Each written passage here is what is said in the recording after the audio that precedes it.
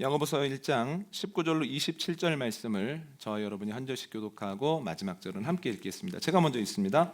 내 사랑하는 형제들아, 너희가 알지니 사람마다 듣기는 속히 하고 말하기는 더디하며 성내기도 더디하라. 사람이 성내는 것이 하나님의 의를 이루지 못함이라. 그러므로 모든 더러운 것과 넘치는 악을 내버리고 너희 영혼을 능히 구원할 바 마음에 심어진 말씀을 온유함으로 받으라. 너희는 말씀을 행하는 자가 되고 듣기만 하여 자신을 속이는 자가 되지 말라. 누구든지 말씀을 듣고 행하지 아니하면 그는 거울로 자기의 생긴 얼굴을 보는 사람과 같아서 제 자신을 보고 가서 그 모습이 어떠했는지를 곧 잊어버리거니와 자유롭게 하는 온전한 율법을 들여다보고 있는 자는 듣고 잊어버리는 자가 아니요 실천하는 자니 이 사람은 그 행하는 일에 복을 받으리라.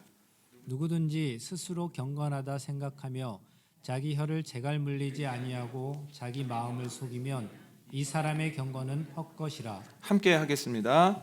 하나님 아버지 앞에서 정결하고 더러움이 없는 경건은 곧 고아와 과부를 그 환난 중에 돌보고 또 자기를 지켜 새 속에 물들지 아니하는 그것이니라. 아멘. 지난주 말씀 정리하겠습니다. 하나님께서는 야고보를 통해서 여러 가지 시험을 당하거든 온전히 기쁘게 여겨라고 명령하십니다. 명령에는 두 가지 약속이 포함되어 있습니다. 할 수 있다. 내가 할 수 있도록 하겠다. 상황이 아니라 약속을 붙들고 나아가면 주님께서 명령하신 것을 할 수 있습니다. 그런데 그 어려움 중에 기뻐해야 되는 이유는 그 시험이 어떤 종류의 것이냐에 따라서 달라진다고 말씀을 드렸습니다. 세 가지인데요. 첫 번째, 하나님이 주시는 시련의 경우에는 우리는 그 시험을 당할 때에 아하, 우리가 훈련된 군사가 되겠구나, 쓰임받는 사람들이 되겠구나 하는 것을 기억하면서 기뻐해야 됩니다. 두 번째는 하나님이 하시는 평가의 경우에는 우리는 시험 앞에서 지금까지 주님의 사랑과 인내가 맺어낸 열매를 보여드릴 수 있겠다, 보여드릴 수 있는 좋은 기회다 하면서 기뻐해야 됩니다. 세 번째, 그 시험이 사단이 우리에게 하는 유혹이라면 우리는 그 시험 앞에서 우리가 제대로 된 길을 가고 있구나 확증받고, 또한 사단이 우리를 어렵게 할 때에 내가 지금까지 하나님께 받았던 은혜를 조금이라도 갚을 수 있겠구나 하는 마음을 가지고 기뻐해야 된다라고 말씀을 드렸습니다. 오늘 말씀을 나누겠습니다. 내년 중요한 선거를 앞두고 각 당에서 경선을 합니다. 이와 관련해서 몇몇 이슈들이 하루가 멀다 하고 신문지상에 나옵니다.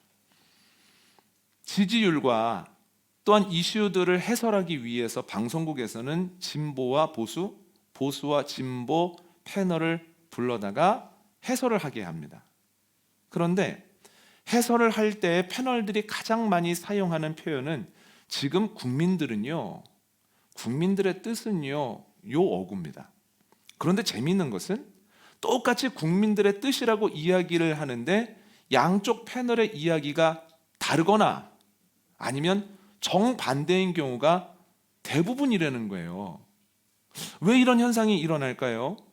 국민들의 뜻은 분명히 있습니다. 투표를 하게 되어지면 국민들의 뜻을 알게 될 겁니다만 국민들의 뜻은 너무나 크기 때문에 투표를 하기 전까지 지금 여기에서 국민들의 뜻이 정확히 뭐다라고 이야기할 수 있는 사람은 아무도 없습니다. 그래서 나름 논리를 전개하고 결론을 내서 이게 맞겠거니 하는 겁니다. 그리고 자신의 추측에 확신을 갖는 이유는 내 옆에 있는 사람들이 모두 나와 비슷한 의견을 갖고 있기 때문입니다. 그래서 국민들의 뜻을 알게 되었을 때에 깜짝 놀라거나 아니면 이 선거 과정 중에 내가 알지 못하는 무슨 부정적인 일이 있었나라고 의심하는 경우도 생깁니다. 너무나 커서 분명하기는 한데 어떤 시점까지 알 수 없는 것은 신앙적으로도 있습니다. 그 중에 하나가 바로 하나님의 뜻입니다. 하나님의 뜻이 분명히 있습니다. 하나님의 때 그 뜻이 분명하게 드러납니다. 그러나 그 뜻이 너무나 크기 때문에 누구도 하나님의 뜻은 명확하게 이것이다 라고 다 이야기할 수는 없다는 거예요. 그래서 교회마다 하나님의 뜻이라고 여기고 노력하는 바가 조금씩 다를 수밖에는 없죠. 그런데 안타까운 것은 교회 내부에서 갈등이 났을 때 갈등하는 양측 당사자가 서로 나는 주님의 뜻대로 하고 있어, 주님은 내 편이야 라고 생각을 한다는 거예요. 그래서 교회 안에서의 갈등은 교회 밖에서의 갈등보다 훨씬 더 첨예한 양상을 띠는 경우가 많습니다. 누가 주님의 뜻을 명확하게 알겠습니까마는, 그러나 주님의 뜻인지 아닌지를 가늠해 볼 수 있는 잣대 몇 가지가 있는데 두 가지만 잠시 소개를 해드리면, 첫 번째는 말씀입니다. 말씀에 비추어 볼 때 이것이 맞는가? 두 번째는 상식입니다. 상식에 비추어 봤을 때 이것이 맞는가? 주님께서 상식을 만드신 분이기 때문에 하나님께서는 상식 안에서 일하시고 우리도 상식 안에서 일하기를 원하시죠. 그래서 내가 어떤 신앙 공동체에서 신앙생활을 시작하고 열심히 사역을 하는데 자꾸만 일터에서, 가정에서, 일상생활 속에서 갈등과 깨어짐이 끊이지 않는다면 이것은 뭔가 이상한 거다라고 생각할 수밖에 없습니다. 분명하지만 잘 알지 못하기 때문에 나름대로 생각대로 해석할 수 있는 것이 신앙적으로 또 하나 있는데요, 바로 나는 구원받았는가에 대한 문제입니다. 여러분, 그때가 되어지면 하나님의 오른편에 설 사람이 있고 왼편에 설 사람이 있습니다. 잔치에 초대될 사람이 있고 어두운 곳에 쫓겨나게 될 사람이 있습니다. 조금 예전의 언어로 말씀을 드리면 천국에 가서 하나님과 기쁨을 누릴 사람이 있는가 하면 지옥에 떨어져서 영원한 형벌을 받을 사람들도 분명히 있습니다. 중간지대는 없습니다. 그리고 그때가 되면 돌이킬 수 없죠. 기회가 또다시 주어지지 않습니다. 그래서 구원을 받았는지의 여부는 매우 중요하다는 거예요. 그런데 문제는 구원에 대한 전권을 가지고 계시는 하나님께서 너무 크시고 그의 뜻이 오묘하셔서 내가 구원을 받았는지 안 받았는지를 100% 확신하게 이야기할 수 있는 사람은 없다는 거예요. 그렇게 이야기한다면 그 사람은 교만한 겁니다. 그러나 내가 지금 구원을 받았는가, 내가 구원받는 여정에 들어서 있는가 그렇지 않은가를 알 수 있는 잣대가 있는데요, 요한복음 1장 한번 읽어볼까요? 요한복음 1장 12절입니다. 시작. 영접하는 자, 곧 그 이름을 믿는 자들에게는 하나님의 자녀가 되는 권세를 주셨으니. 아멘. 요한복음 3장 16절도 읽습니다. 하나님이 세상을 이처럼 사랑하사 독생자를 주셨으니 이는 그를 믿는 자마다 멸망하지 않고 영생을 얻게 하려 하심이라. 아멘. 구원은 믿음으로 받습니다. 그래서 구원의 여부를 알기 위해서는 믿음의 유무를 알아야 합니다. 그런데 우리가 분명하게 구분해야 되는 것은 믿음처럼 보이지만 믿음이 아닌 것이 있고, 또한 믿음인 것은 맞지만 구원에 이르게 하는 믿음과는 전혀 다른 결을 가진 게 있다는 거예요. 대표적인 것이 1992년도에 적지 않은 무리들이 예수님이 10월 말에 오신다고 의심 없이 믿었습니다. 얼마나 굳건하게 믿었는지, 아유, 주님 10월 말에 오시는데 뭐하러 직장을 다녀, 뭐하러 학교를 다녀 하면서 퇴사를 하고 자퇴하는 이들이 적지 않았다는 거예요. 그날 휴거될 것을 의심치 않고 믿었죠. 그런데 그것은 믿음이 아니었다는 거예요. 믿음이라고 인정한다고 해도 이것은 구원에 이르게 하는 믿음은 아니었습니다. 왜냐하면 이 믿음은 말씀에 뿌리를 두고 있지 않기 때문이에요. 예수님 뭐라고 말씀하셨습니까? 그 날과 시는 아버지밖에는 알지 못한다고 말씀하셨죠. 믿음이 말씀에 뿌리를 두고 있지 않을 때 그 믿음 갖고는 구원을 받지 못한다라고 하는 거죠. 그들의 믿음은 성경 말씀에 대한 무지와 태생적인 고집에 뿌리를 두고 있었다라고 하는 거죠. 그래서 구원에 있어서 말씀은 매우 중요하다라고 하는 거죠. 그런데 여러분, 우리가 진짜 믿음, 말씀에 뿌리를 둔 믿음을 가지고 있는가, 그래서 구원받았는가, 그렇지 않았는가를 어떻게 알 수 있을까요? 예수님 말씀 한번 읽어볼까요? 마태복음 7장 말씀 읽습니다. 18절로 20절을 읽습니다. 시작.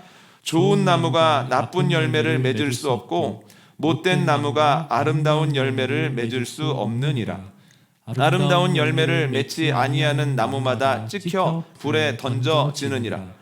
이러므로 그들의 열매로 그들을 알리라. 아멘. 예수님께서 말씀하시죠. 열매를 보고 그 나무를 안다. 이것처럼 행함이라고 하는 것을 보고 그 사람에게 믿음이 있는지, 그 믿음이 진짜인지 가짜인지를 알 수 있다라고 하는 거예요. 여러분, 그래서 행함은 구원에 있어서 매우 중요합니다. 그런데 오해하시지 않기 위해서 다시 한번 정리해 드리면, 구원은 믿음으로 받는 겁니다. 그런데 구원에 이르게 하는 믿음이 있느냐 없느냐를 알 수 있는 것은 행함을 통해서입니다. 그래서 행함이라고 하는 것은 구원의 조건이 아니라 구원의 증거입니다.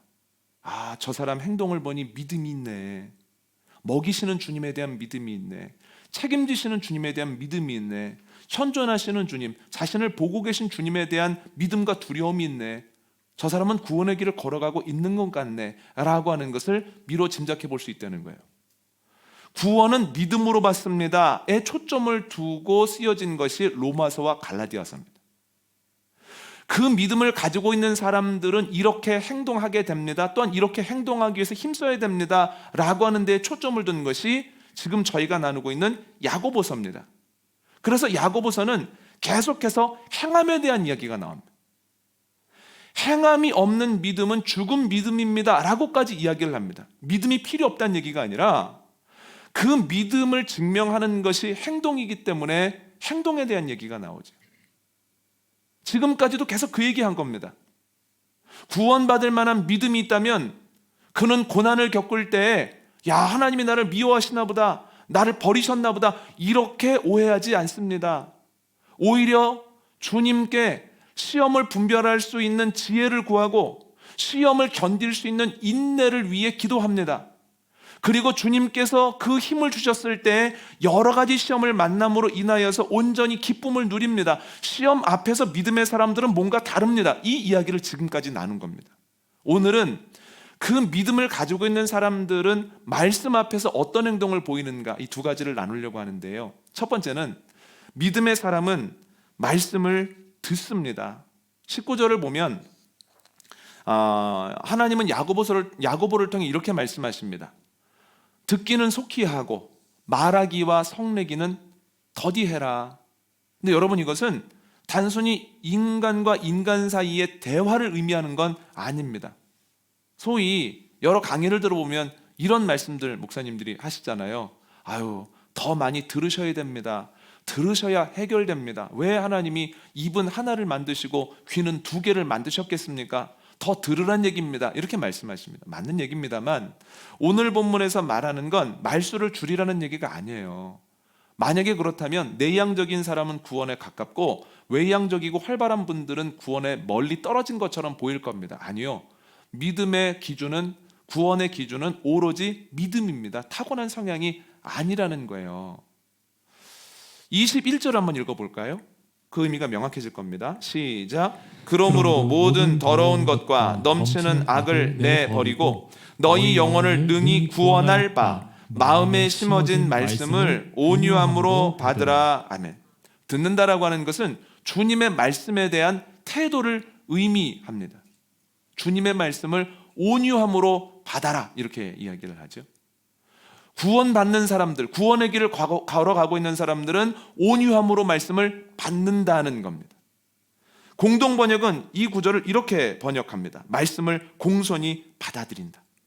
그래서 나에게 구원받을 만한 믿음이 있는가, 내가 지금 구원의 길을 걸어가고 있는가, 내가 예수 그리스도에게 속한 사람인가를 알 수 있는 가장 큰 증거는 나에게 주님의 음성이 들리느냐 들리지 않느냐입니다. 근데 예수님도 똑같은 말씀하셨습니다. 요한복음 10장 말씀 읽어볼까요? 시작. 문으로 들어가는 이는 양의 목자라. 문지기는 그를 위하여 문을 열고 양은 그의 음성을 듣나니 그가 자기 양의 이름을 각각 불러 인도하여 내느니라.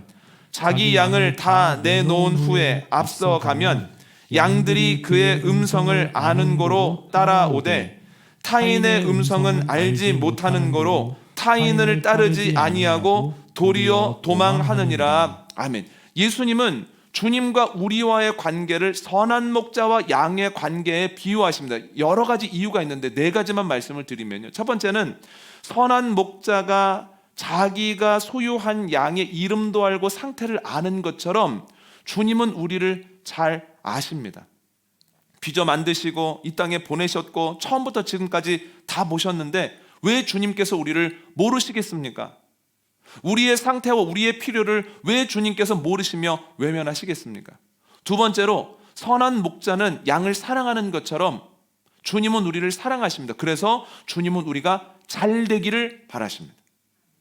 내가 원하는 대로가 아니라 주님은 주님 보시기에 옳은 대로 가기를 원하십니다. 세 번째, 선한 목자가 때로 양을 막대기로 때리면서 가기 싫은 길을 걸어가게 하고 또한 지팡이로 걸어 넘어뜨려서 가고 싶은 길을 못 가게 하는 것처럼 주님께서도 때로는 하기 싫은 것을 하게 하시고 하고 싶은 것을 막아 버리실 때가 있습니다. 왜 그럴까요? 생명으로 인도하시기 위함입니다. 가기 싫어도 가야 돼. 이거 넘으면 네가 먹을 만한 초장과 물가에 도착해. 가면 안 돼. 가면 네가 넘어질 거야, 떨어질 거야. 막으시죠. 네 번째는 선한 목자에게 속한 양은 목자의 음성에 반응하고 타인의 소리에 도망하듯이 주님께 속해 있는 사람들은 주님의 음성을 듣는다는 거예요. 그리고 타자의 목소리가 들릴 때 뭔가 이상하고 뭔가 불편하다는 겁니다. 여러분 한번 점검해 보십시오. 내가 지금 주님께 속해 있는 상태라면, 내가 지금 믿음의 길을 걸어가고 있는 상황이라면 예배 때 주님의 음성이 들립니다. 찬양할 때 주님께서 나와 함께 하시는구나. 주님께서 내 예전에 부끄러운 것들 묻지 않으시는구나. 나를 새롭게 생각해 주시는구나. 회중 기도를 통해 주님께서 우리 교회를 사랑하시는구나. 우리 교회에 대한 분명한 계획을 가지고 계시는구나. 말씀을 통해서 위로를 받기도 하고 말씀을 통해서 책망을 받기도 하고 그 힘을 가지고 나아가기도 한다는 거예요. 예배뿐입니까? 자녀의 모습을 통해서 주님께서 나를 책망하시는구나 혹은 나를 위로하시는구나 이렇게 생각할 때가 있죠. 그냥 생각이 아닙니다. 주님께서 자녀의 모습을 통해서 우리에게 말씀하시는 거지. 또한 삶의 기쁜 일과 어려운 일을 통해서도 주님 말씀하십니다. 주님의 음성이 계속해서 들릴 때 내가 주님 안에 있구나, 내가 주님 따라가고 있구나, 이것을 알 수 있습니다. 말씀과 다른 사람의 이야기가 부딪힐 때 누구의 음성이 더 크게 들립니까? 이것을 통해서 내가 어디에 속해 있는지, 내가 주님께 속해 있는지, 세상에 속해 있는지, 내가 구원의 길을 걸어가고 있는지 아니면 주님과 멀어지고 있는지를 점검할 수 있다는 거예요. 여러분, 이 예배 시간에 주님의 음성 들리십니까? 삶의 자리에서 주님께서 여러분들 인도하십니까? 여러분들은 어디에 속해 계십니까? 여러분들은 구원의 길을 걸어가고 계십니까? 점검하는 이 시간 되어지시기를 원합니다. 그런데 저희가 분명히 구분해야 되는 것은 이것은 확정이 아니라 상태라는 거예요. 상태이기 때문에 언제든지 주님 안에 있다가 주님 밖으로 갈 수 있고 구원의 길을 걸어가던 사람도 세상으로 가버릴 수 있습니다. 바울과 사역하던 사람들도 예외가 아닙니다. 그렇게 목숨을 걸고 주님을 따르던 사람들이 세상을 사랑하여 돌아가 버리는 경우가 많았다는 거예요. 최측근 중에서도 그런 사람이 있어서 바울이 편지를 쓸 때 그 사람의 이름도 쓰지 않습니까? 얼마나 마음이 아팠으면. 우리도 계속해서 점검을 해야 된다는 거죠. 창세기 3장을 보십시오. 아담과 하와는 처음에 하나님의 음성을 들었습니다. 저거 먹으면 죽어, 큰일 나. 그런데 어느샌가 사단의 목소리가 크게 들립니다. 안 죽어. 거 먹으면 눈이 밝아져서 하나님이 당황할까 봐 못 먹게 하는 거야. 그래서 그 열매를 봤더니 먹음직도 하고 보암직도 하고 지혜롭게 할 만큼 탐스럽습니다. 그래서 그 열매를 먹죠. 왜 그렇습니까? 처음에는 주님의 음성이 제일 크게 들렸었는데 나중에는 주님의 음성이 아닌 타자의 음성이 들렸다는 거예요. 이 사람들이 어느샌가 주님으로부터 멀어졌구나. 왜 그러는지는 모르겠지만 어느샌가 틈이 생겼었구나. 여러분, 사단은 끊임없이 주님의 음성이 아니라 내 음성을 들으라고 도전을 합니다. 그때 어떻게 해야 되겠습니까? 단번에 잘라내야 됩니다. 아니야, 하나님이 죽는다고 하셨는데 너는 죽지 않는다고 하네. 하나님 말씀이 맞아. 여러분, 말씀과 타자의 음성이 다를 때, 정반대될 때는 주님의 음성을 붙잡아야 된다는 거예요. 그럴 때 타자의 음성을 끊어낼 수 있습니다. 마태복음 14장을 보면 베드로가 주님의 약속을 받고 물 위를 걸어서 예수님께 나아갑니다.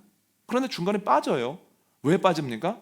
처음에는 주님의 약속이 더 든든했지만 바람 소리가 커지자 그 바람 소리가 더 힘이 있게 느껴졌기 때문이에요. 그래서 멀쩡하게 딛고 있다가 푹 하고 빠져버립니다. 주님, 이러다 내가 죽겠습니다. 주님께 손을 내밀죠. 여러분, 지난주에도 말씀드렸던 것처럼 우리가 주님께 나아가는 동안 바람이 없을 수는 없습니다. 바람이 없으면 일단 의심해 봐야 됩니다.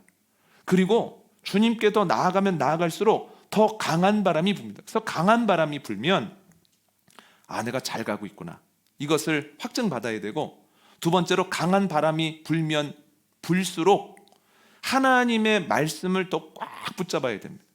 이솝우화에 나오는 것처럼 바람이 불면 불수록 옷을 꽉 붙잡아 지키는 것처럼 타자의 목소리가 더 심하게 우리를 넘어뜨리려고 할 때 더 말씀을 꽉 붙잡음으로 생명의 근원이 되는 마음을 지켜야 된다라고 하는 거예요. 여러분, 이 시간 점검하시기를 원합니다. 여러분들은 지금 누구의 목소리를 들으십니까? 주님의 목소리를 듣고 평안을 누리십니까? 타자의 목소리를 듣고 불안함에 쫓기십니까? 주님의 약속 때문에 그 물을 딛고 나아가고 계십니까? 아니면 주님의 약속이 있는 것은 알지만 바람이 점점 거세지는 바람에 그 물에 빠지시기 직전이십니까? 주님의 말씀을 잘 듣고 주님의 말씀을 잘 받음으로 내가 구원의 길을 걸어가고 있음을 확증받는 저와 여러분 되시기를 원합니다. 두 번째, 믿음의 사람들은 말씀을 따른다는 거예요. 여러분, 아는 것과 하는 것은 분명히 다릅니다. 이제 2달 있으면 새해인데요, 새해가 되면 기본적으로 2가지는 결심을 해보는 것 같습니다. 첫 번째는 운동에 대한 결심 한번 하죠. 나 운동해야 되겠어. 나이가 들수록 운동해서 근육량을 늘려야 되는데, 이런 얘기는 계속 나오지 않습니까? 프로그램마다. 그런데 운동을 하게 되나요? 안 하게 되나요? 안 하게 되는 경우가 많습니다. 작심삼일이라고 하는데요, 작심삼일은 시작이라도 했다는 얘기입니다. 시작도 안 합니다. 또 하나는 내가 다이어트 해야 돼. 밥 조금만 덜고 먹을 거야. 그 점심에 덜고 먹으면 심리적 만족감이 들지 않습니까? 그럼 저녁에는 또 과식을 하게 되는 경우가 많습니다. 운동을 해야 되는 건 아는데, 밥을 한 숟갈 덜어야 되는 건 아는데 그게 그렇게 안 된다는 거예요. 하는 것과 아는 것은 다르죠. 그런데 신앙에 있어서는 아는 것과 하는 것의 경계가 아주 모호합니다. 목사님, 지금 기도해야 될 때입니다. 알고 있습니다. 근데 기도 안 합니다. 그런데 기도하고 있다고 생각합니다. 말씀 읽어야죠. 말씀이 살 길이죠. 얘기는 하는데 말씀 안 읽습니다. 어쩌다 보니 일주일이 가버립니다. 그런데 나는 말씀 안에 있다고 착각합니다. 유튜브를 통해서 목사님의 말씀을 듣습니다. 무슨 소리인지 알아듣습니다. 자꾸 듣다 보니 알겠어요. 그냥 이제 알아들었을 뿐인데 그게 내 상태고 내 수준이라고 생각합니다. 그래서 다른 사람들을 가르치려고 합니다. 아는 것과 하는 것은 다르다라고 하는 거예요. 위로가 되는 것은 지금만 이런 사람들이 있는 게 아니라 야고보가 야고보서를 쓰고 있을 때도 이런 사람들이 적지 않았다는 거예요. 그래서 야고보는 이런 사람들을 뭐라고 부르냐면 22절을 보면 스스로 속이는 사람들 이렇게 얘기합니다. 자기도 속습니다. 나 말씀의 사람이야, 나 기도하고 있어, 나 주님 따르고 있어 라고 하지만 절대로 그 길을 걸어가고 있지 않는 사람들, 그래서 스스로 속이는 사람이라는 거예요. 여러분, 참 두렵습니다.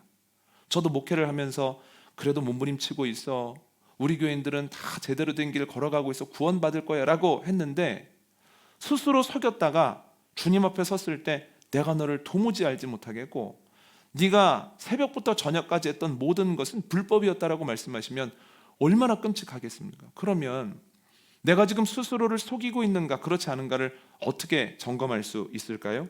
오늘 보면 25절 한번 읽어볼까요? 시작. 자유롭게 하는 온전한 율법을 들여다보고 있는 자는 듣고 잊어버리는 자가 아니요 실천하는 자니 이 사람은 그 행하는 일에 복을 받으리라. 아멘. 표준세 번역으로 동일한 구절을 읽어보겠습니다.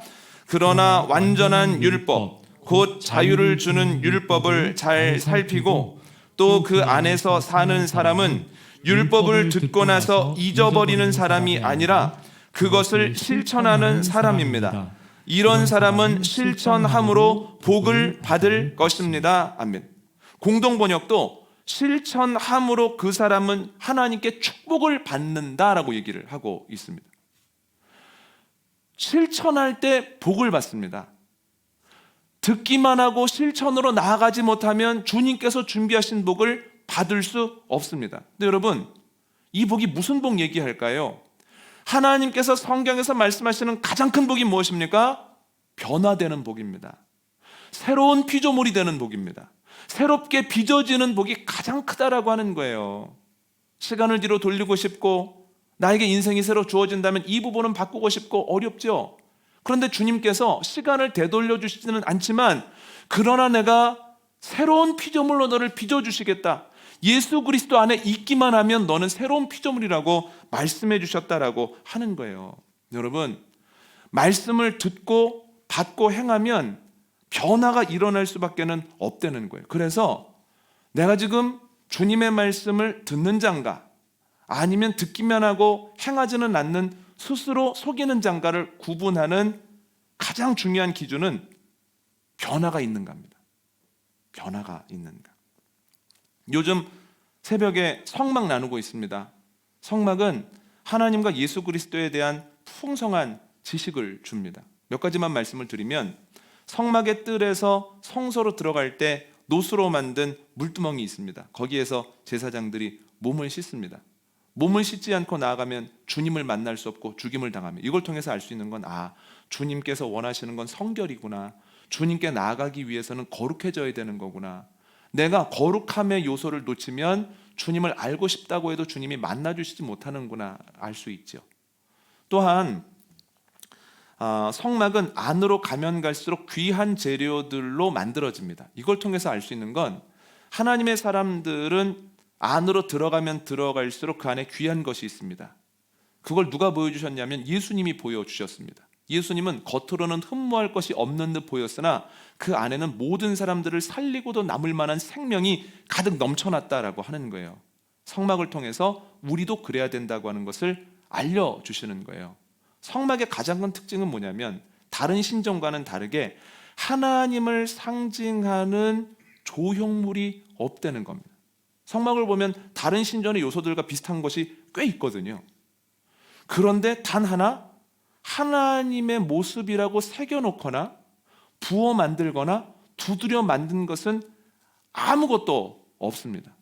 법궤도 주님의 현존을 상징하고 그 뚜껑인 속죄서도 하나님께서 그곳에서 너를 만나주신다는 약속을 한 거지 법궤 자체가 하나님의 형상을 그대로 새겨 만든 건 아니라고 하는 거예요. 하나님께서는 10계명 중에 제 2계명을 통해서도 절대로 우상을 새겨서 만들지 말아라 이렇게 얘기하시죠. 왜냐하면 형상을 만들면 그 형상에 집중하기 때문이에요. 본질을 놓치기 때문입니다. 그래서 형상을 만들지 말아라 이렇게 얘기하시죠. 대신 하나님이 계신다라고 하는 것은 형상이 아니라 현상을 통해서 알 수 있습니다. 어떤 현상이요? 변화되는 현상을 통해서 하나님이 계시는구나 이걸 알 수 있죠. 제자들 보십시오. 자기들만 알았습니다. 그래서 예수님 버리고 다 도망갔죠. 그런데 성령을 받고 난 다음에 이상한 현상이 일어나죠. 사람들이 눈을 불하려도 채찍으로 쳐도 주님을 부인하지 않고 오히려 주님을 전하고 매를 맞고 오는 길에 우리도 이제 주님의 일에 동참할 수 있게 되었다 기쁨으로 오죠.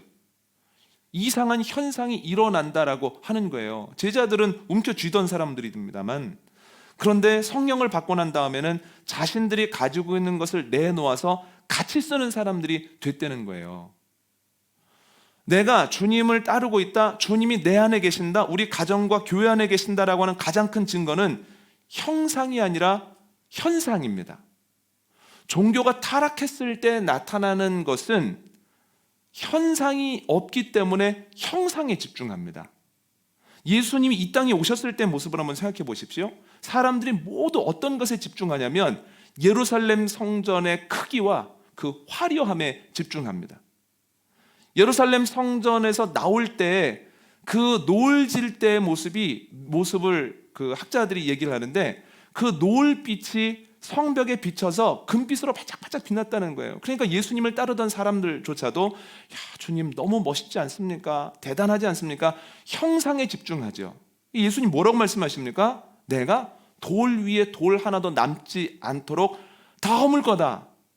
그리고 내가 3일 만에 다시 세울 거다.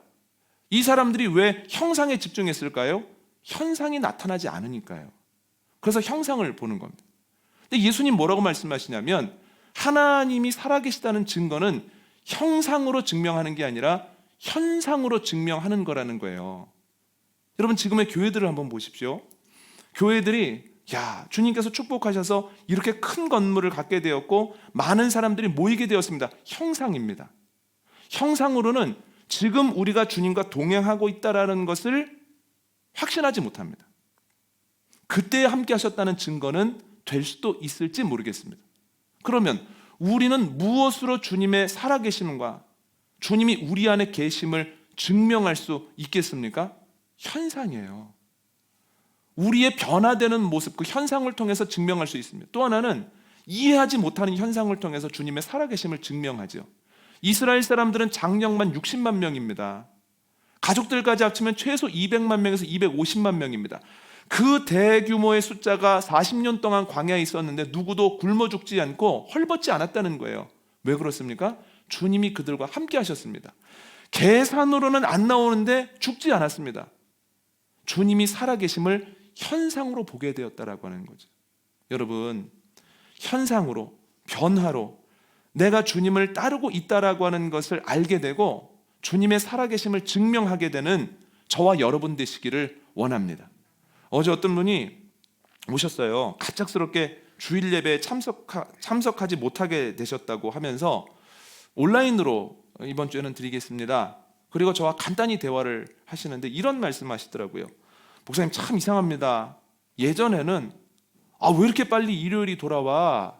또 교회 가야 되겠네 하는 마음이 있더니만 언제부터인지는 알 수 없지만 아이고, 내일은 교회 가는 날이네, 예배 드려야지, 그러고 예배 드릴 준비를 해놓는다는 거예요. 옷도 걸어놓고 헌금도 준비하고 마음도 더 정성스럽게 쓰고, 또한 교회를 다니면서 자신도 알지 못하는 사이에 화내는 빈도가 많이 줄었다는 거예요. 예전과 비교할 수 없을 만큼 줄었다는 거예요. 그래서 제가 그 얘기를 듣고 이 말씀을 드렸습니다. 하나님께서 우리와 함께 하시고 우리 집사님과 함께 하신다는 것이 현상으로 드러나고 있다는 거예요. 여러분, 주님 안에서 변화되는 현상이 저와 여러분에게, 여러분의 가정에, 우리 교회 안에 있기를 원합니다.